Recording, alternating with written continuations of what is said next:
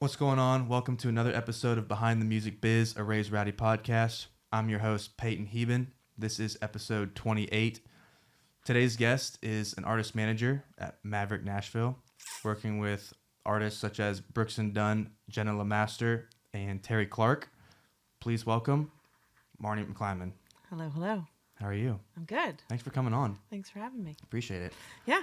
I know it's been a long time coming, I feel like. We've been talking about this for months. I know, we have been. Yeah, but we were just talking about how difficult it is, just like with scheduling and everything. Yeah, life things. Mm-hmm. Life things, business things. And the industry is not an easy, getting industry people on podcasts is not an I easy can imagine. Yeah. There's a reason we're behind the scenes. Exactly, yeah. Yeah. Because there's like, a lot of people are scared to say something that they aren't supposed to, or they just don't like to be. Incriminating evidence on things. Yeah. Yeah, I understand that. Yeah. We like to hide in the corners for. Yeah, exactly. But that's also pretty respectable. Like, I know a lot of people, they don't want the recognition. They just like to be totally doing their thing. I agree to that, Yeah. But, So tell me a little bit about where you came from, how you got into this. I'm a military brat. So I grew up, I claim Virginia as my home state. When I did middle school and high school there. So when I moved here to go to Belmont, I called my mom and dad and I was like, what's my hometown? What do I claim? So did Virginia. I grew up, not to date myself, but I was in high school in 94 to 98 when the Women of Country was in its prime. Mm-hmm. Reba, Martina, Trisha, Patty, all that stuff. And Mary Chapman Carpenter was a hometown girl, basically, and where I grew up. So for whatever reason, I saw my very first concert was Reba in Virginia, and I was hook, line, and sinker. Was like, okay, well, that's cool. I was going to be in sports medicine because I was an athlete, did every sport in the book growing up. And I was like, well, maybe I'll be, physical therapist, whatever. And then I realized that, math and science is not my strong point. So I found Miss McEntire in the country music business and went, well, there's got to be something behind this. So I found Belmont, told my parents that I wanted to go to Nashville, Tennessee, and go to Belmont University. They were like, what, who, what? Okay. So thankfully, it's the only place I applied to. So went to Belmont and dove in hard. I was stayed every summer and graduated a semester early. But when I was there, I interned for Starstruck, which at the time was Reba's company with her former husband, Narvel Blackstock, who also manages Blake and Carly Pierce and all that right now. So I interned for them for a year and then met Clarence Spalding at Belmont when he came to speak at a thing. So I he will tell this story, so I'll admit it, that I walked up to him with a business card and said, I want to work for you. So he took that business card back to the office and said, get this girl over here. So I interned for him for a year. And then I basically said, I'm going to go finish school, but if anything opens up, keep me in mind. And so I did a semester at the Grammy office. My last semester, I was answering phones at Dale Morris and Associates, which Kenny Chesney, Alabama, answering phones, doing grunt work. And then literally the week I graduated, Clarence called and said, I need an assistant. And I said, guess what? I graduate in 4 days. So that was January. So officially on the payroll, January of 2002 with Clarence Spalding. And I have worked with Clarence since then. So Nice. Do that math. That's, I think we're pretty codependent on each other at this point, but he's been an amazing mentor and boss. And I've done, when I first started with him, he had a business partner named Bob Titley who discovered Brooks and Dunn and worked with Kathy Mattea. And so I did 30 hours a week in the office, $10 an hour, and then 10 hours a week I would pick up kids from school. If that's not I love kids, but if that's not a great motivator to say, I did not pay a Belmont in education to pick up kids. So I, hit the ground running, just did whatever they wanted me to do. And Clarence then split with Bob and started Spalding Entertainment. So I went with Clarence and Brooks and Dunn. That's pretty Yeah. pretty eventful career path. I mean, you've worked with some of the best artists ever in history. Yeah, it's interesting because I have a new artist now named Jenna LeMaster, who's been on Raised Rowdy and stuff. And Yeah, she's awesome. She's awesome. She's getting started right now. And I joke that, like, I started with Brooks and Dunn and Reba and Terry, and so almost, not that I did things backwards. I feel like I did it the right, how it was supposed to be for me, but I feel like I can now, take that knowledge that I've gained from Clarence and seeing the greatest do it and go, okay, Jenna, this is what we should do or not do or whatever. And I was a tour manager for a while too. I was a tour manager for 8 years at the same time as being a day-to-day manager. So if that's not the gauntlet of music business, I don't know what is. But no, I love it though. That's part of the grind. I feel like something that I'm trying to do as well is like, I've been in this industry a few years, but I haven't been like fully on the road. I've done the management stuff. I've done like tour management things here and there, but I'm trying to like get into I want to be on the road more. I want to get into like the more of the trenches than I guess I have been. I'll tell you what, road life I is know. the trenches. Yeah. And it's funny, road life was never anything I wanted to do. And after Clarence started Spalding Entertainment, we signed Jason Aldean, right, and Chris Parr came over with him, and we did, that was right around Hicktown. So we had Jason, we had Pat Green, we had Shelly Wright, I think, had Terry, had Brooks and Dunn, and I was doing office grunt work. I wasn't doing day-to-day stuff yet. In 2014 is when I took over doing day-to-day for Brooks and Dunn and Terry. I've always handled Kix's minute-by-minute world. So he and I are like step by step every day.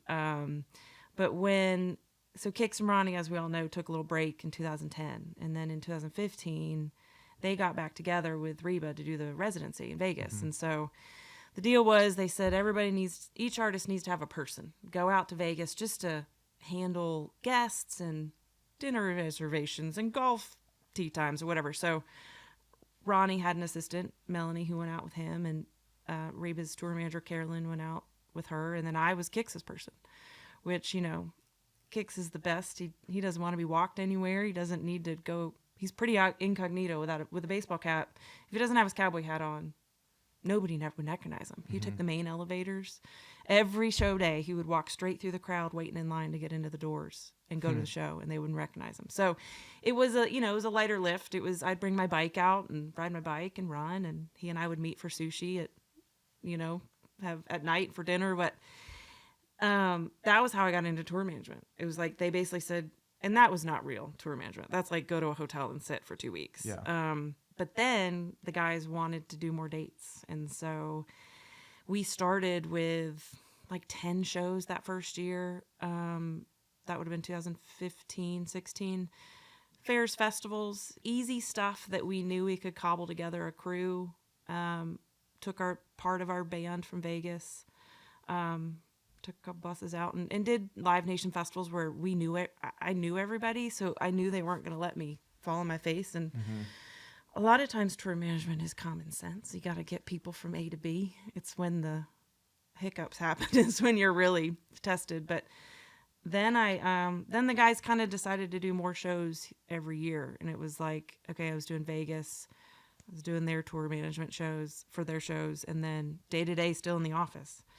And then in 2018, March 2018, Clarence brought me in and said, hey, Carolyn's going to take a sabbatical. You got to think if you want to tour manage Reba. And at the time, we had just taken on day-to-day management for Reba, but I wasn't handling her stuff. So I said, okay. I said, well, when's it start? And he said, Thursday. And I said, okay. So I met my parents in Atlanta with my dog, and I just said, when Reba McEntire calls, you say yes, and you figure it out. Those first 2 years were a complete blur. I have no idea where I was, because I was doing all of her tour management, and that, the world of Reba is not small. We thankfully knew that we could travel together well, which is a big part of it, So I was doing tour management for Reba and Brooks and Dunn, and then I took over all the heavy lifting for Vegas because Carolyn was doing a lot of that. And then eventually I took on day-to-day for Reba too. So I was doing day-to-day for Brooks and Dunn, Reba, Terry, tour managing, Vegas, Brooks and Dunn, Reba. Yeah. did raise the white flag at some point. Yeah, I was Clarence. gonna say you get to a point where everyone I feel like at some point gets to that where they almost bite off more than they can chew. But it's all like it creates you into the industry professional that you are now. Yes, all that experience. It's the best learning lesson. The road is the best learning lesson I've ever had in my life. Mm-hmm. You know, you can sit in an office all day and take phone calls and answer emails, but until you get out there and experience and have empathy for your road crew and your road family, you don't know what it means when a bus breaks down or a truck catches on fire or whatever. I don't know. Somebody forgets a passport or the driver doesn't show up. Things like that where you have 65 people looking at you and you're like, okay, I've got to figure this out. And my B&D guys my OGs, I just love them all to death. And I know that I would ride the band bus, but I was like, okay, I gotta cut something. And so summer of 19, I was like, Clarence, you got to get a tour manager for the guys. Like, I just couldn't. At the time, Reba was jetting everywhere. Brooks and Dunn loved their buses. They were bussing everywhere. So for me, that was doing way too many jobs. It was way more efficient for me to be on a jet and be able to come home quickly versus riding across the country and then trying to get in the office on a Monday. So I, right before COVID, I handed over the tour manager reins of Brooks and Dunn to who's doing it now, a guy named Bill and Melanie. So I kept the Reba gig. So COVID hit, obviously, which it was devastating for our industry, but my God, I needed a nap. Yeah. Hard. Well, and people like that, I mean, it's not just like there's a lot of artists that are on tour, and I've had tour managers on here that have gone on the road like tons of dates, like 50, 60 dates for a tour, but the production level and the crew, I mean, you have how many bus loads of people, how many semis that are rolling with Brooks and Dunn and Reba. I mean, I went to a Reba show. I took my mom in 2022, I think. Awesome. I was there. And it was in Estero, Florida at Hertz Arena. Yeah. But that show was one of the best shows I've ever been to. I'd love to Probably hear it. the best show. Awesome. The production is insane. Yeah. So that can't be easy tour managing that. Yeah, I definitely thank God Clarence comes from a tour manager world, and I think we kind of pride ourselves on knowing that world really well. And we have great vendors and partners that also know her. And I was Justin McIntosh, who manages her now. So I don't work with Reba anymore, but Justin manages her now. And Justin and Clarence and I were in lockstep on everything. And she's, was always the final say, but to bring her the vision of like, how about we do this and that? And, she hadn't done an arena tour in over a decade. So, and the same with Kix and Ronnie, when they went back out on the road, they hadn't done, because our radius clause for Vegas was we could not play anything west of the Mississippi River. So if you think about, we did that residency from 2015 to 2021. So neither one of them could play solo shows basically for 75% of the country. So for arenas to go into that and do your trucks and your buses and what are we going to do and how are we going to, and hope that people show up. These, yes, they're icons, but you just don't know. And so it was obviously, we were very relieved and excited when people were talking about selling out some tickets. Yeah. We did. I mean, just to see that, like, for example, Reba, like to see that she was on tour. Because, I mean, so it's a funny story. I grew up on the TV show, Reba's TV show. Yes. Like one of my favorite TV shows ever. It's been my mom's favorite artist. I grew up listening to her music. And I remember my dad told me a story about how he wrote a handwritten letter to, I think it was whoever the manager was at the time. Yeah. Probably Narvel. I think that's who it was. Husband. Mm-hmm. Wrote a letter and was like, hey, like my wife is a huge fan, like just trying to pull that card. Yeah. Never got a response back. But the second we saw that she was playing in Fort Myers, we were like front row. So we bought front row tickets. It was the happiest I've ever seen my mom. I love that. Well, and that was the cool thing too, and we're seeing it with the Brooks and Dunn too, is that there's such a generational of like, not only our parents who grew up, and I grew up obviously on Reba too and Brooks and Dunn, but now like there's children's children and grandparents and like when you ask Brooks and Dunn right now, ask everybody is this your first Brooks and Dunn show? And it's an astounding number of people that have never seen Brooks and Dunn, but we have a new wave, and Reba was the same way. And it was shocking that we were just like, wow, like there's a lot of people that don't know. Some people only know her as an actress, and you're like, I don't even understand that. Like, but it was fun. It was fun also just putting, we all saw what I grew up, my first show I ever saw Reba, she had, 15 costume changes and all that stuff. So it was fun putting a tour back together with all of that. And then me I was in charge of snagging wardrobe and helping with wardrobe changes and things like that, where you're like, how did I get here? Yeah. But I love to watch all of it come together, and I couldn't be more proud on the B&D side and the Reba side of, we would get venues that would call ahead to the next venue and go, you guys are going to have a blast of a day. Like this tour, they're nice, they're fun, they're sweet, the artists are great, So I was proud of that, Well, I feel like nowadays it's rare that you find, especially with social media, that you find someone that can really stick. Like you have your people that will blow up and they'll have millions of followers and streams and all that, but it's to have someone that can last 10, 20, 30, 40 years.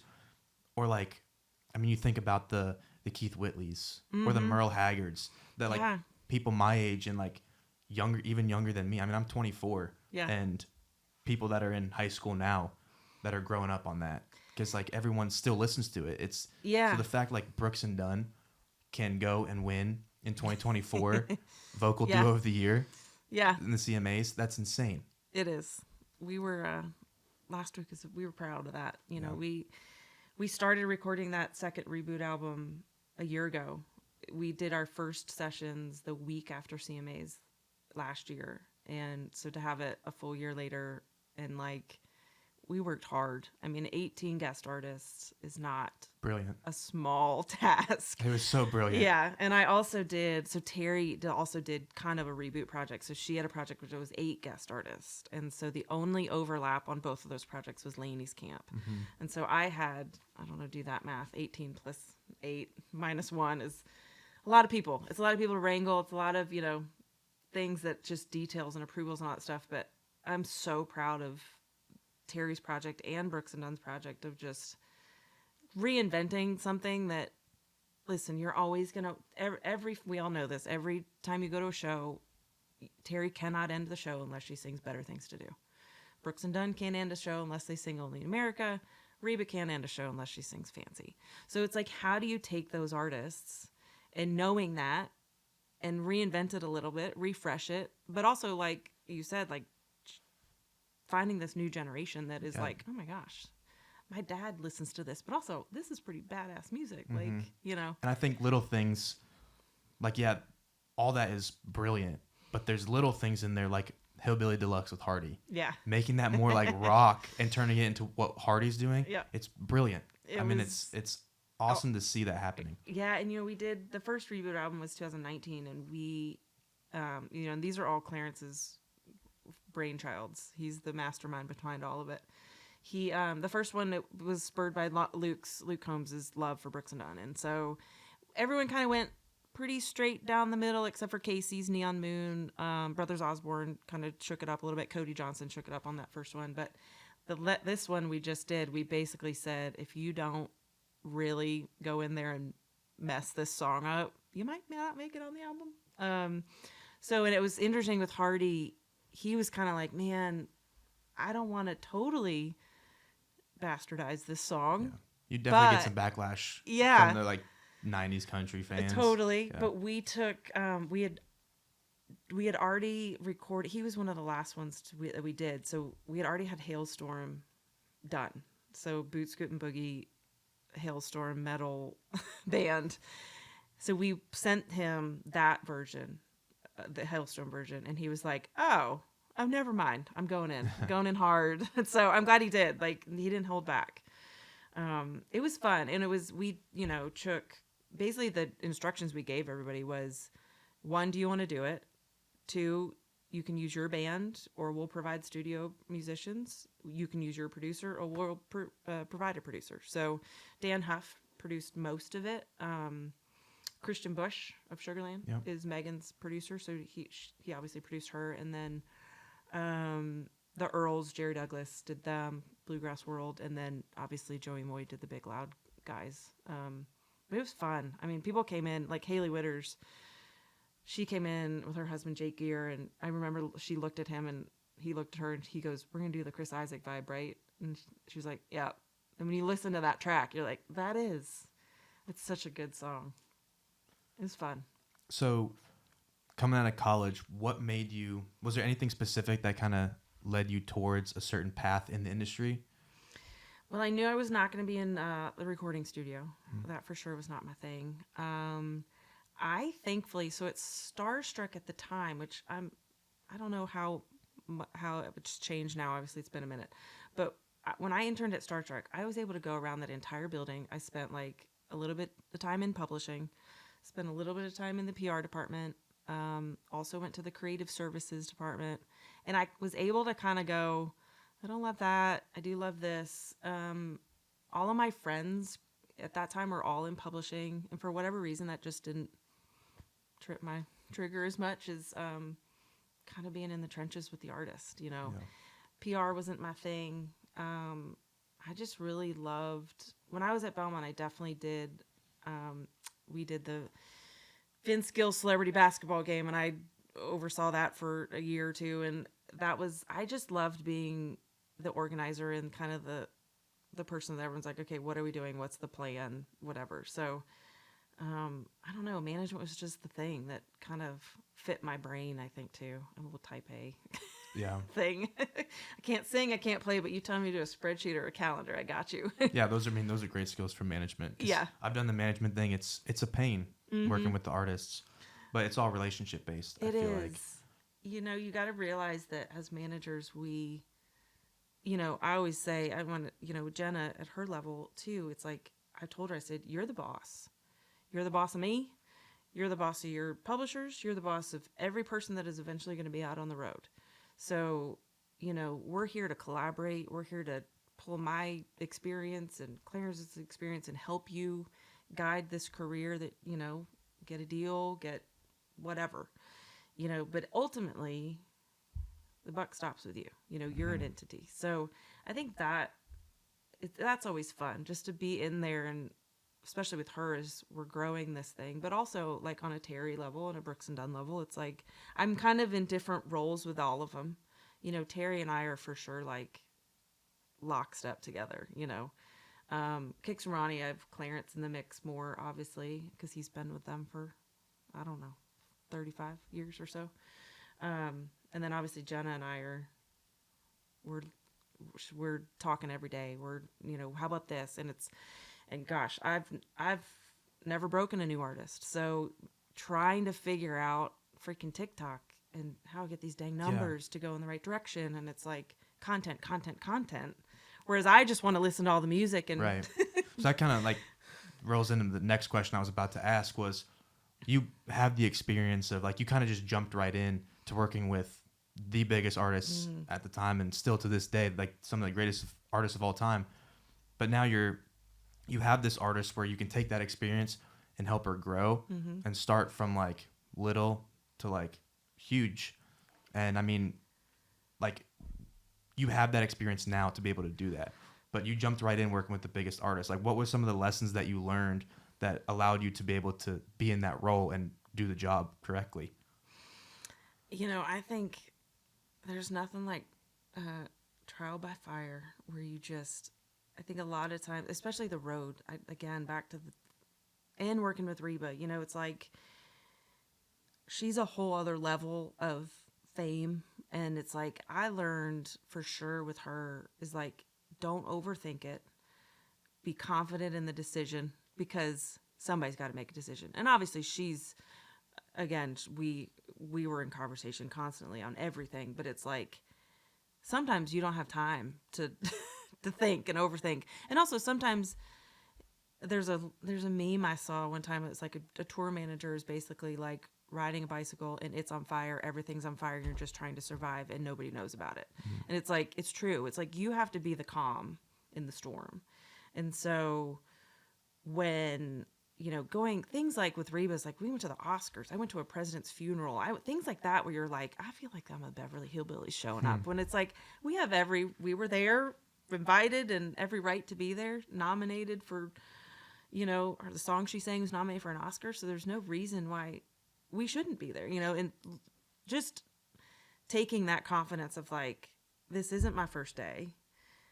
Every day that I do this, it does build towards something. And so then when I, look at Jenna and we look at like, okay, we got to do a plan. We're going to put music out and this is how people are doing things now. And you just have to believe in your confidence of, I know what I'm doing. Do I know everything? No. And I will say the best thing that I'm never afraid to go, hey, I don't have a clue what I'm talking about. I'm going to ask so-and-so, but I'm going to get the answer. I always say yes and ask the questions maybe later, but that was always the thing. You've got to be the calm in the storm for an artist for sure. They look to you as like, okay, we're a partner here. They know, like I would never go to Jenna and go, talk about how to write a song. That's her world. But if she wants to talk about how to put a band together, how we're going to put you on the road when she goes to play Tortuga, it's like, that's the stuff where I feel like confidently you're kind of putting all your pieces. It's like Stone Soup. You just put, well, I remember this day when I was with Brooks and Dunn. I remember this day was I was Reba, and Terry did it this way. And she's also, I think Jenna's a friend group is Lainey, Ashland, Farron, Casey. She's also looking at them going, okay, they did it this way. Should I do it differently or the same and all that stuff? And it's like, there are way less rules, I think, right now. But there's some structure happening. But right. I don't know. It's Wild Wild West right now. It really is. There's really no saying like what works. And that's something that we've talked about on this podcast a lot. It's like there's really no answer. No. It's just... Which is hard sometimes for people like me that I do feel like grew up a little bit in the middle. It's like I still remember when I first was working odd jobs in college, I was delivering print charts, like Billboard chart magazines to record labels. I know they do a little bit of that now, but then like also CDs and like streaming was not even a thing. So it's like, I feel like I'm of the generation that's like I straddled both. Where it's like, I know, like for this reboot project, we had to stuff thousands of CDs for the pre-sale and all that stuff. And I was like, at what point are we going to make CDs extinct? Yeah. Can we fast forward that? So it's just, I don't know. It's a weird time right now, I think. People are trying to figure out our labels, what to do in the label world, like majors, indies, now self-released. Independence like becoming cool. Yeah. Like because you have people like Muscadine Bloodline, people that have just done it on their own with no label, and like, okay, if they can do it, I can do it. Totally. And it just.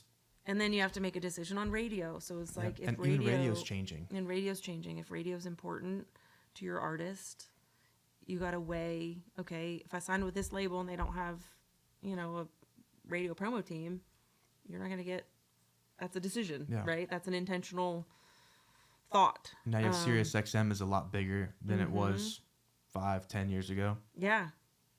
It's, I think we're all kind of right now, especially, things have changed, heads of labels of retiring and things are changing and things like, I think for right now, it's a little bit of a wait and see game on a little bit of stuff. I think for us, for Jenna at least, I'm like, let's focus on the live show for right now. Mm-hmm. And, we'll controlling things you can control. We'll look at the label stuff after the first of the year or whatever.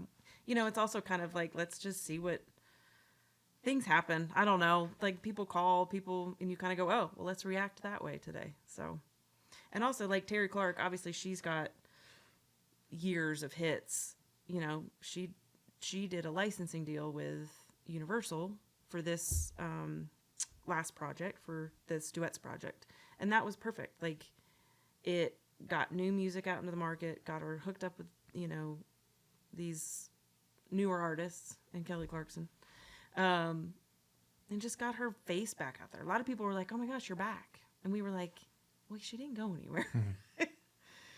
So I don't know. It's a weird time. It's fun. I mean, I wake up every day excited to do it. Yeah. I mean, so what is the day in the life of managing someone like a Reba or Brooks and Dunn or Terry Clark? So when I was on the road, it was always like, where are we going to go? Where are we going today? If I wasn't on the road, if you take the road part out of it, so on the Brooks and Dunn side, we obviously just put this record out. It's almost like right now, let's keep the Reboot 2 momentum going. We have figured out their sweet spot basically on touring is they do a couple dates in the spring, and then fairs and festivals and kind of stuff like that throughout the year. Scratches the itch, but makes them wanting to keep on doing it. So right now we're in, planning the tour for next year. Dates are announced, the Neon Moo tour. Ticket sales are good, so we know people are going to show up. But doing the production side of things, refreshing production, talking to vendors, looking at audio, video, content, all that stuff. Because now we're looking at like, okay, this last tour, which is the Reboot tour, was probably 3 years old, and now we're getting to the point where people have seen the content already. We can only go back to Tampa so many times. So refreshing tour life for the guys, and then keep on riding this wave of newfound fans that are younger and think the guys are cool, which I do too. They're great. I'll tell you, I always say that, some of our younger artists could take a lesson in how to be an artist from Kix and Ronnie. We said, can you sign 5,000 units? And they're like, absolutely, tell us where to show up. So they're having fun. Terry's world, she worked hard this year. She'll probably do 85 shows by the end of the year. And she's in a great spot, honestly, where so Terry can play solo acoustic. She can do a trio acoustic. She can do full band. So we can kind of send her out, and you need a solo acoustic show? We got that. You want a full band show? We got that. You want something in between? So that's a great thing with her. She's an insane guitar player, which a lot of people kind of don't know that. So we will probably, looking at next year, she's probably going to take a little bit of a lighter year, but still get out there and tour and probably she's Canadian, so hit Canada probably a little bit. And she's thankfully at the point in her career where she just wants to have fun. If it's not fun, maybe you don't have to do it. But, she's all things Christmas right now. She's doing all the Opryland Christmas shows this year. So that's 18 Christmas shows between now and the middle of December. And she'll go hit NFR. She always, NFR. I haven't been yet. It's, we always would go, our residency was always in town in Vegas during NFR time. So we would always go out there. And I always said that was when all of our fights would happen. All the cowboys and cowgirls would get a little too much brown liquor in themselves. And I would always look out and be like, oh, there's something happening out there. It's fun. I mean, NFR has become, it's like all of Nashville descends onto Vegas, and it's fun. It's a good time. I don't miss my Vegas days. We did 108 shows, so I spent 2 to 3 times a year, sometimes 4 times a year, 3 weeks, 2 to 3 weeks at a time. That's a lot of Vegas. That is a lot of Vegas. I've heard like 3 or 4 days max. Yeah. In and out. In and out. If you're beyond, I would say 2 days, you've been there too long. Yeah. Lose a lot of money probably. Yes. Yeah. I learned real quick that there's no reason to do Vegas every time you go. Yeah. Like, I lived at Caesar's Palace. I basically set up a apartment, if you will, in my room and do a show, go home, up to my room, watch Friends, and do it all over again the next day. So for the people listening to this podcast that don't fully understand the role of a manager, can you kind of explain what an artist manager does, especially at the level that you've done it at, and then also the difference between the artist manager and the day-to-day manager? Yeah, in our office, so Maverick is, I would say we're probably a smaller management company, intentionally. So Clarence is the head honcho. And then we have day-to-day, we don't call each other day-to-day managers, we're just all the other managers in town, in the office. So I handle Brooks and Dunn, Terry, and Jenna. And then there's other people in my office that handle all of our other clients. So, Clarence is the 50,000 foot view guy. But he and I get in the weeds too sometimes, but he's always sometimes like, don't get too far in the weeds on that stuff. But, you know, it's our job to every day wake up and work on behalf of our artist, whether that, you know, we kind of explain it like a wagon wheel. We're in the middle with the artist, and all the other entities are the spokes. So we talk to the booking agent to book tours. So on the Brooks and Dunn side, we're talking to Live Nation. We're talking to William Morris. Everybody's talking together about, one, what are the guys going to do next year and in 2026? And, you know, you kind of have a projection out, especially when they're of that age, you know. But also everyone's got to do that. You know, what are you going to do in 5 years? So we work with booking agents and Live Nation to put tours together. Right now, like I said, we're kind of in the minutia of production and stuff like that. And then we're talking to labels. So Sony is Brooks and Dunn's label. So we've been in the trenches together on this reboot project. So our goal right now is to keep that going through ACMs. So that's probably our next tentpole thing of, can we conquer a little ACM business?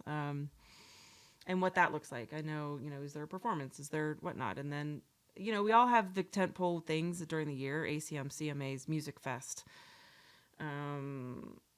CMTs, all that stuff. So it's kind of like you build your plans around that. And then, you know, with Terry, it's not much different other than she doesn't really have a label partner right now, which is okay. You know, if she wants to put new music out, we put it out independently. But working on tour stuff with her too, you know, and then we're also like the good guys and the bad guys, you know. Anytime somebody wants to come to talk to your artist or want something from your artist, they got to get through you. And I don't say that everything in our world, everything generally goes to the artist first. Like, I'll shoot an email and go, hey, we got this ask. You're going to be hunting. I'm going to pass on it. Whatever. Okay. That way they know about it. You know, it's like, you're not like sneaking behind their back. Yeah. You know, decisions. that's how we do it. You know, we just like to be on the up and up and informed. And that way, if they go, no, I'm going to come back for hunting for that, you're like, okay, great. We'll make it happen. And then on Jenna, we're definitely on a more, she's writing. And so, you know, we just recorded 4 songs. And so planning that part out of like, if she has a song coming out next week. And so content, all that stuff. All the fun stuff that we all love. You know, but also then looking at like, okay, so she is playing Tortuga in April. So after the first year, we're gonna have to get a band together. We're gonna have to figure out how she's gonna get there and travel and that kind of stuff. So we're the details people, you know.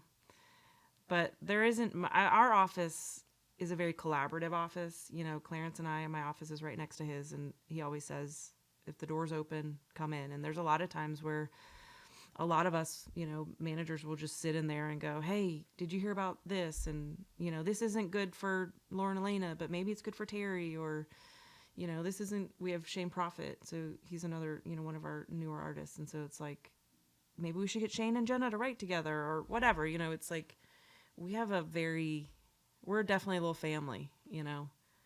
And collaboration is for sure our thing. No one's out on an island in our office. So going back to the Reba stuff real quick. When someone is obviously at a huge level as an artist, you have the artist managers and the booking agents and stuff in Nashville. But when they're doing TV, is that a whole different entity of like, do they have a different manager for the TV stuff? Some do. I have heard some people do have separate TV and film managers. We handled all of everything. And that is how I believe how it is now. But, you know, a lot of times you'll have an agent. What's different, sometimes you'll have your booking agent, your agency will be different. So, you know, at William Morris, you'll have a music agent, and then you'll have a television agent or like a scripted TV or movies. And so those agents are generally in LA. Or like if you're going to write a book, there's book agents, you know, so that is where things you add your team members. So, and then also when you get into like sponsorships and branding and stuff like that, you know, your William Morrison CAAs and UTAs, most of them have a sponsorship department. So, you know, if Reba wants to do a Sonic commercial or whatever, you know, that person will bring that to them. So you do kind of build out that team depending on what you're doing, if it is acting. And, you know, she obviously is doing the voice now, but then she did, when we were on that last Live Nation run we did, she was filming Big Sky at the same time. Great show, by the way. Touring. Yeah. So I would have to send a jet to pick her up in Albuquerque, fly her to the first gig, then a bus would be there and we would bus in between, then I would fly her back. It was a tour manager logistic. So you're handling all of the travel. Yes. And I didn't go out, I wasn't in Albuquerque, so I didn't do anything with the television show. So I was in Nashville, so I would ride the bus, I would ride with the tour on the bus, and then I would get her to our first location, and then we would bus in between. Which she hadn't been on a bus in like 30 years or something, but a hurricane came through. And I said, we're not getting up in that plane, so we got to get on a bus. And she ended up loving it just because she could sleep better. Mm-hmm. You know, that schedule was, it was the gauntlet. And so the bus actually was a good addition to the planes, trains, and automobiles. It's good memories too, I feel like. That's some of the best memories. Totally. And we had, you know, it was me and our wardrobe team, and then our hair and makeup guy, and then Rex would also jump on there pretty frequently. And so when, you know, you truly do become a family, you know, it's like, well, I don't want this to end. You're like, what am I going to, you know, and I went to Mariah Carey last night and I saw a bunch of my road family from the Reba and B&D side. So you just, you know, when you're on that road grind, you kind of you become real close with people. Yeah. So also leads into my next question. I was going to ask, being on the road for, especially like for that long, like that, like those tours were not short. Mm-hmm. So how do you kind of maintain your mental health? I know that's a big thing for people. They kind of just go out there, not know, they're like excited for it. Yeah. And you start to get to a point where you're tired and you're far from home. And yeah, you know, there's a lot of days where you just don't even know. You're like, where am I? I always say that road life is like you've been everywhere but nowhere, because you've been all around the country, but you've just seen venues. Yeah.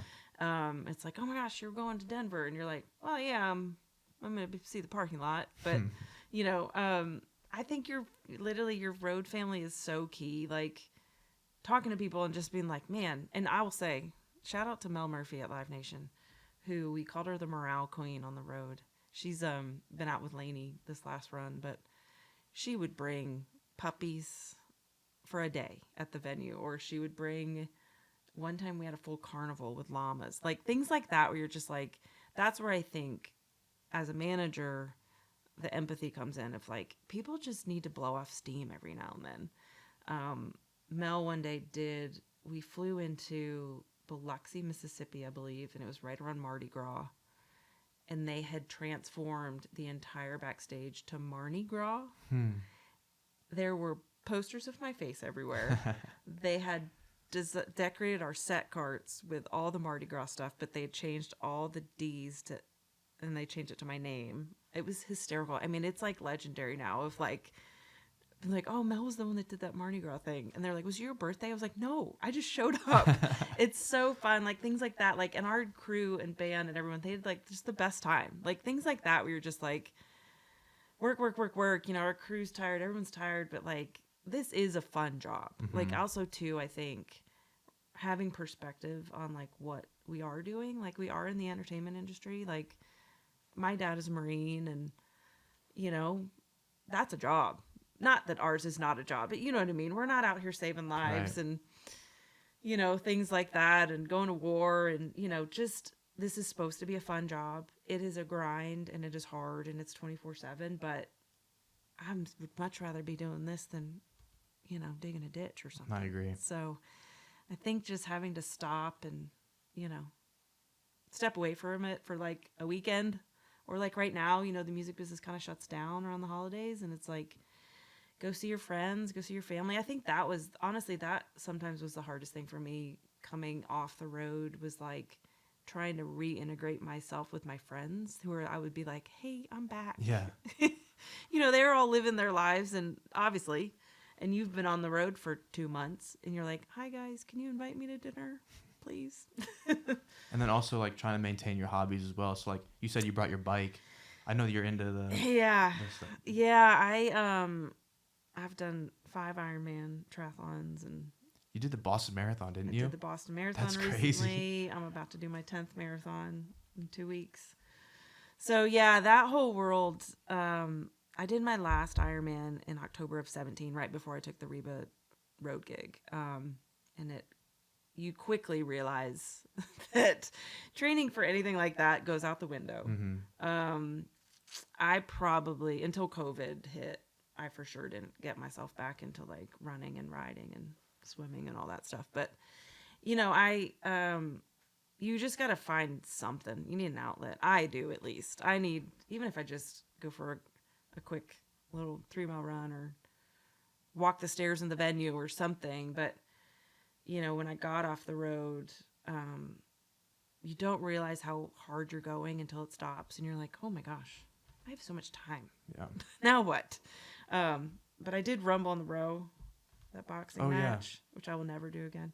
Didn't Farron tear ACL doing that? Farron tore ACL. And like broke someone's nose or something. Yes, I felt so bad. So we had, it was right when Jenna and I started working together, and I had gone to a dinner to meet all Jenna's family and all that stuff, and Farron was there, and I started talking about Rumble because I raised a bunch of money, and half of it went to a charity of my choice. So what I did was I took that money that I raised and did my bucket list marathon. So I did Chicago Marathon last year, I did Boston this year, and I'm about to do the Honolulu Marathon in 2 weeks. Oh, nice. So I was talking about it, and Farron was like, I want to do it. And I was like, are you sure? Because they need another female, and I'll make a phone call right now. So she was, heck yeah. So she did it, and I felt so bad. I knew, I could tell after that first round that something was wrong. And she busted her ACL. Yeah, it's brutal. I was like, sorry, man. But listen, it was a great experience. I can understand why boxers don't know their name when they're 45, but can't imagine getting up every day and getting popped in the face. Yeah. I did it for 3 months, and that was enough for me. So I think when I saw that when they announced who was all fighting in that was the first time I'd ever heard of it. It's pretty sweet. It's crazy. Have you been? No. Oh, you should go. I want to do it. I want to do it. Be careful. I'll sign you up. Sign me up, please. I want to do it. It's insane. I mean, and the other fight, Taylor Bach was my other tour manager on the Reba tour, and so I was like, "Here's my headgear. You can have it." But it's tough. I mean, you don't realize how boxing's hard. Yeah. I'm good. I'll do a little workout. I love the training. It's getting popped in the head that I did not enjoy. Yeah, it's quick though. It is quick. Yes. Yeah. Yeah, it's no Ironman, I can tell you that. So what does the training look like for that? For Ironman? For Ironman? Yeah. So, to do it right, if you're starting from 0, I would say at least a year. Oh, wow. If you're starting on a good base, meaning like if you can run, 10 miles pretty easy and ride a bike 30 miles, you could do it in 9 months probably. So I started doing triathlons in 2006. And then I met this group of friends that we just clicked. And so we went from, peer pressure's a thing. We went from doing sprints and Olympic distance to doing half Ironmans to then being like, we could do a full Ironman. So full Ironman is a 2.4 mile swim, 112 mile bike, and a 26.2 mile run. So it's 140.6 miles. How long does that take? So for me, all of mine have taken around 13 hours. That's insane. Yeah. So I'm a middle of the pack kind of racer. That's I'm not crazy. last and I'm not first. Yeah. So I've done a Lake Placid, Louisville, Panama City Beach, Florida, Chattanooga, and I did Louisville was the last one I did. It seems like a lifetime ago it just seems like a whole different life and body, but I did them. I do know that. I do have the tattoo to prove it. 10 minutes on the treadmill is brutal for me. Yeah. So I can't even imagine what that's like. There's a saying in Ironman that at mile 100, you would sell your bike just to get off of it. And let me tell you, those bikes are not cheap. You'd sell your bike just to throw it in the ocean, and then at mile 18 on that run, you would pay anything to get back on it. Because it's, 2.4 mile swim. For me, I grew up a swimmer. That was my sport, one of my sports growing up. So that was the easiest thing for me to be like, oh, I know how to swim. I can get through it. And it's the shortest part of the day. Mm-hmm. So I probably should have put more training into my swimming, but I was like, the cycling and the running is harder for me. So, swim for me is about hour-ish, depending on if you're river, or a lake or ocean. The bike, you're on that bike for 6-7 hours for me at least. And then the run is another 5 to 6 hours. Do you stop at all? You can. It all counts to your time though. And you have 17 hours to finish it. So if you don't, and there'll be cutoff times throughout the day. So if you haven't gotten to a certain checkpoint, they'll be like, sorry, your day's done. So if you stop and have a sandwich, or you stop and have, wardrobe change, which you're allowed to, it all counts to your time. So do people like pee their pants? Yeah, triathlon is not for the modest, Yeah. I'll tell you that. That's crazy. A lot of things happen to your body when you put it through that. And I can imagine the water's like bath water sometimes. It's probably freezing cold Yeah, sometimes. I've done, a friend of mine did Coeur d'Alene, Idaho, and that was one of the coldest that I've heard of. I've never done it. A lot of mine were wetsuit legal, which is nice. You get a little flotation help on that. Lake Placid was my first Lake Placid, New York, and it was gorgeous. It rained the entire time. Like the second I got into the lake, well after I was finished, it poured. But I loved it. And I would still love it. I don't know. I don't have the time. It's almost like another job. But you did just do the Boston Marathon like a few months ago. I did the Boston Marathon in April. So I did it on charity slot. And that one I was terrified of being last because I'm not a fast runner. You give me the road, I can do it. But I was scared of being last or not finishing in time because Boston, you either have to qualify on time or you could be a charity runner, which I raised money for the Semper Fi Fund through the boxing match. So the charity runners don't start until 11 o'clock in the morning. I'm used to doing marathons at 7 o'clock in the morning, so I'm already 3 hours later than, or 4 hours later than I thought I would be. I'm almost done normally at 11 o'clock, so that was an adjustment. And then the logistics of Boston is a little tricky. It's a point to point. So my sister lives in Boston, so I was familiar with the city, but you have to get on a bus and you have to drive you out there and they drop you off and then you sit and then, but it's like the Super Bowl of marathons. So of course I have to do it.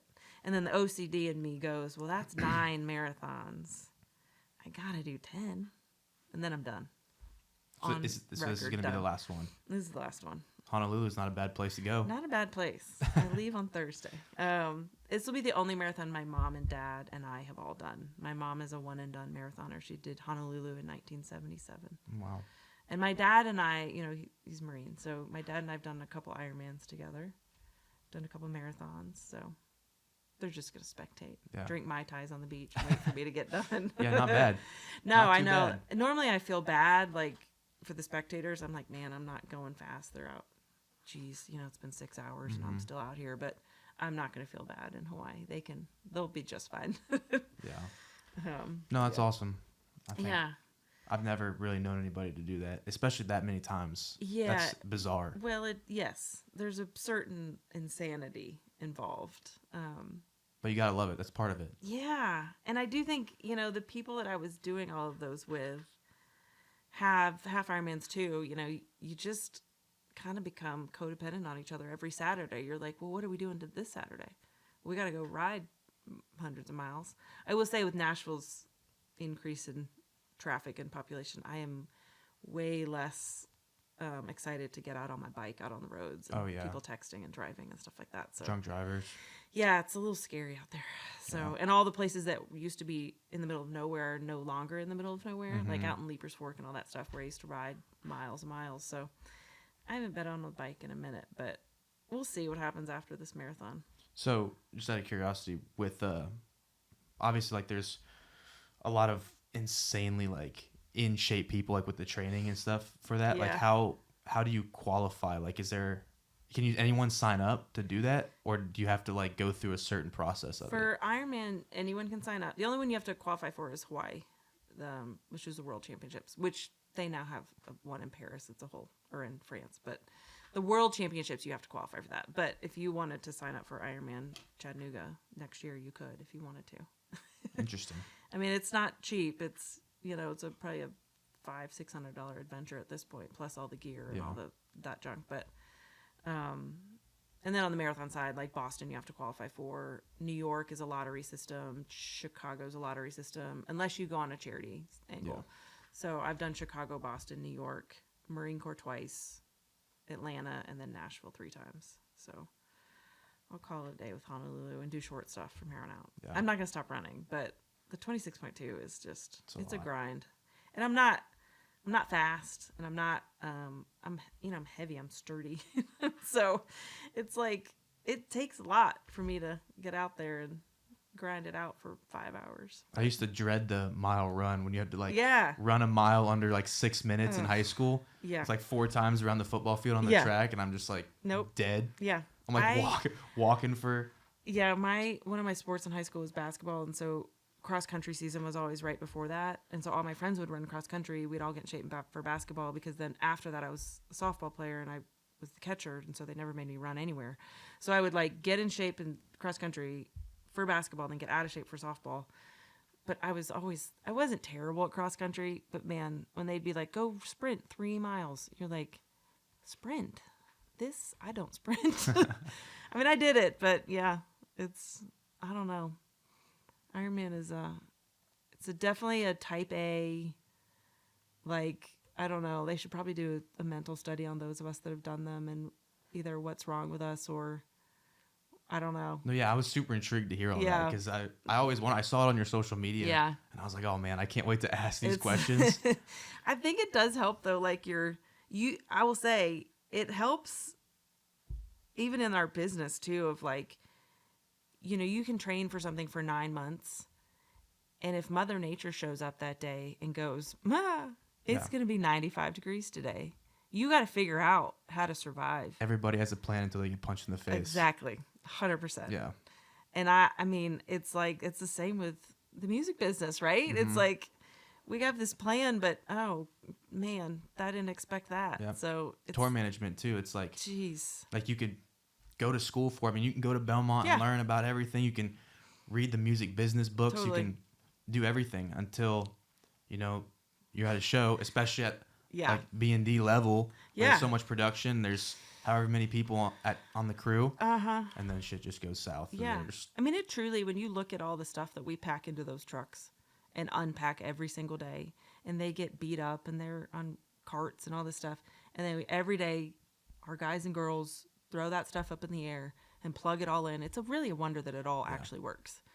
So it is pretty amazing. Our little traveling circus truly is crazy. And that some days, stuff just doesn't work. But it's a beautiful thing. Yeah. I had one weekend on the Reba tour where we had it was during the Big Sky taping, so she was working, and we had just gotten on the bus mode, and so I woke up, we were in like Kansas or something, and our production manager goes, well, one of our trucks caught on fire on the way here. And I was like, oh, okay. I was like, is everything okay? Everyone's safe? They're like, yes, actually, thankfully he saw it, the driver saw it, it was brakes or something, and none of our gear was messed up or anything, but in the middle of the night, he did have to get another trailer and basically by himself move all of the gear from one truck to the other truck. I'm like, oh my gosh, that guy deserves a steak dinner. Let's take care of him.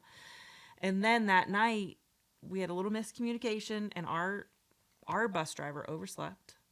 And I had gone to the back bunk to just get ready for bed, whatever. It was like 2 a.m. We had a quick ride, so I was trying to stay up. And I just laid down for like 2 seconds, and Reba comes up and says, Marnie, we're the only people here. And I was like, what? So I hop out of my bunk, and I go up to the front, and no joke, the entire tour left us. And I was like, so I call our lead driver, and he was like, what do you mean? And I was like, our driver is not here, and we are the only bus parked in this parking lot. And he was like, oh my gosh. So we obviously scrambled, found our driver, who of course was very apologetic and whatnot. He says this has never happened. And I was like, listen, it's okay. You know, we thankfully only had like a 2-hour drive, but things like that where you're like, oh yeah, we did just get left. And I was like, hey guys, like this show ain't happening without this bus. Mm-hmm. So just, yeah, you know, you have to learn like dodge and weave and hit the, you know, good, the bad, the ugly, but it's fun. It is awesome. I love it. Yeah. Yeah. I don't know what else I would do. Yeah. I don't either. There's probably a million things that, I mean, we could do, but yeah. why? I say I'll just go sell running shoes if this ever goes to pot. Not a bad gig. I mean, you know, I know that I know a little bit about those too, but yeah, it's fun. It's fun. I think too, especially now, the fun part of right now, I think, is that, like I said, there are no rules. And so you can kind of go, let's try this, see if this happens. Yeah. But I would love, you know, like you were talking about the longevity thing. I would love to basically have an artist that has a career that's longer than a flash in the pan, you know? Well, I think you guys have done a great job with that thus far. Let's hope so. So hopefully you continue to do it. I think you will. Jenna. Yeah. I mean, she's great. Yeah. I met her for the first time with Farron. Yeah. Oh my gosh. At CMA's crew party. Oh yeah. God, they're so fun. Yeah. We're having a blast. And then Jenna just got married to Abram Dean, who's on his way to being a big writer. Has a Parmalee cut. Oh, nice. And Laney cut and all that stuff. So it's been fun to get to know them, and they've welcomed me into their little fam, and you know, it's been fun. It's and they've taught me so much, and hopefully vice versa. So, you know, I feel like with Jenna, for sure, there's a lane for her that maybe there's not a female doing it. You know, maybe Mae Estes is probably pretty close, but you know, just getting back to that Leanne Womack, Patty Loveless vibe that I loved growing up, you know, but a fresh sound, you know. Right. So that familiar, like, really about the lyrics and the song and the production and, you know. I think all of that's making a comeback. Let's go. Cody Johnson, Zach Top. Yep. Mae Estes, Jenna Master. It's happening. Let's go. I love it. It's my favorite. We're trying, man. I will say, you know, when we were going into the studio with Jenna, I was like, okay, like, producers and musicians, all this stuff. She was like, I want live humans. I don't want tracks. And I said, okay, this is going to cost a little bit more, but we'll figure it out. And Paul Franklin, legendary steel player, plays with Stapleton and all that right now. And Glenn Worf produced her. And we had some killer musicians in there, Tom Bukovac and Michael Rojas and people like that you're like, okay. And they were excited too. A lot of those guys played on the early Leanne Womack and Patty stuff. So they're like, okay, let's see. Yeah, that's awesome. Who knows? Yeah. So to wrap up, what's your advice to someone that's trying to get into the artist management realm or the tour management realm, either one, or just overall the music business? I guess. You know, that's, oof. I will say this town is a lot of who you know. Don't expect to sit at home and have a gig pop up on Indeed or whatever those things are called, LinkedIn.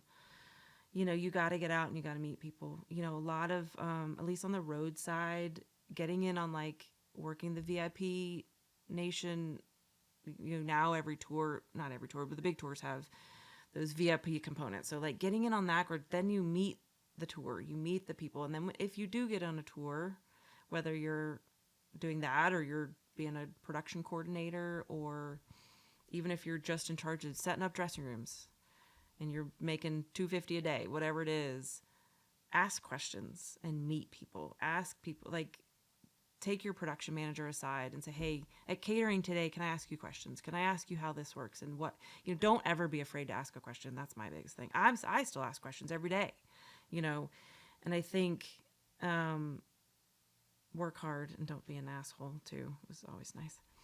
That is good. That's good advice. I just think, you know, like I said, I always get further being nice than, yes, there are times where things have to get, you know, you got to put your foot down. Yeah. But we're all just working towards the same goal here. So when you're starting out, don't pretend to know everything. I don't know everything still. Clarence doesn't know everything still. So it's like, go in, ask questions, be an open book, be a sponge.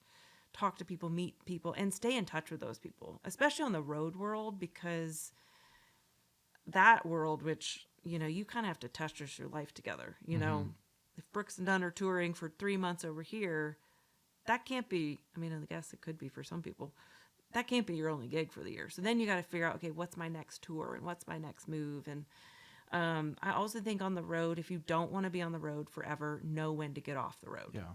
There is a tipping point. There's a tipping point where you get real comfortable on the road, and then that's all you know, which is okay. If hell, I know some of my Brooks and Dunn guys have been on the road for, they're road dogs, 50 years. It's, if you talk about the people that do the Ironman stuff, yeah, and they need to be tested, it's like people always say about football players, like you're just head to head, helmet to helmet, like you get CTE, like people need to be examined for like the screw that's loose. Right. It's the same with people that are on the road that long. I don't know how they do it.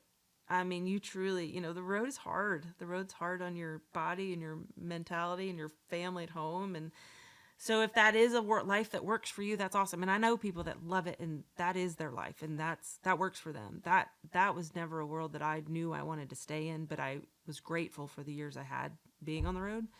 But know when to get off the road. And a lot of times, if you are on a tour, meet with the management office too. Like there is a management office in there as well somewhere, and there's a booking agent somewhere. So, you know, take people to coffee, ask them questions, ask if there's anything in the office that you can do or whatever. If you're not coming from the road and you're coming straight from Belmont or MTSU or wherever, again, it's a numbers game. It's a who you know game, which is tough. Honestly, I don't envy anybody that's trying to get in. I would say always remember that your first job doesn't mean it's your forever job. Right. So if it gets you in the door of a company that you learn something that maybe isn't, so what if that's like if you get into a digital marketing company, okay, you know you want to be in a management, but that's the job for today. Yeah. Learn everything you've ever wanted to know about digital marketing. And also meet the people that you're working with, because eventually have those conversations and say, hey, I'm looking to get on the management side. If you don't speak up and say that, people aren't going to know. So I think that's a big thing too, is like I would say I am a rarity in the sense that Clarence and I have worked together for 22 years. That is not normal. And I fully realize that. I've never had to have a resume. I fully realize that is not normal. But that to say, I have done all kinds of different jobs within working with Clarence. But word of mouth goes a long way too. Word of mouth goes a heck of a long way. Like more than a resume in this town, I feel like. Yeah. If you are not easy to work with, or vice versa, if you're like, I have people that I have made phone calls and said, you need to hire this person. Like, this person is awesome and you will love the vibe and you think you'll get along really well. Like, I'll pick up the phone and make a phone call if I really believe in that, you know. But if you don't burn a bridge. Right. That's my thing too, is like, you never know. 100%. You never know when that person that maybe something happened weird. And listen, I've gone through it. I have some relationships in my life where it's like, oh man, I could really, you know, could handle that differently. But I might need, that person could be at a different company next year, and then you've got to deal with them every day. So I think being the bigger person sometimes is okay, you know. Definitely. But it's a grind. But Sure is. It's fun. Network. Go to the CMA and ACM membership events. Like, they have those for a reason. Those are, become a CMA member, become an ACM member, you know, those network. It's funny, like when I started working with Jenna, my office was giving me crap because I started all of a sudden going out and going to networking events more and all that stuff. But it was like, honestly, I got a little comfortable with my veterans, you know.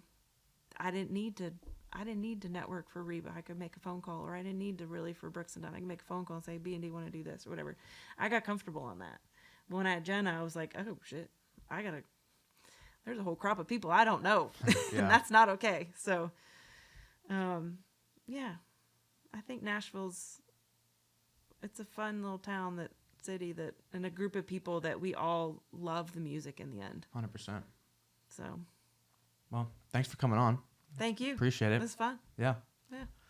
Thank y'all for listening to another episode of Behind the Music Biz. Thanks to our guest, Marne McLyman, and we'll see y'all next time.